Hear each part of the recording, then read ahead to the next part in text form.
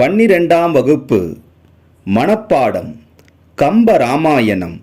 ஆசிரியர் கம்பர். துன்புளது எனி நன்றோ சுகமுளது அது அன்றி, பின்புளது இடை மன்னும் பிரிவுளது என உன்னேல், முன்புளேம் ஒரு நாள்வே முடிவுளது என உண்ணா, அன்புல இனி நாம் ஓர் ஐவர்கள் உளரானோம்.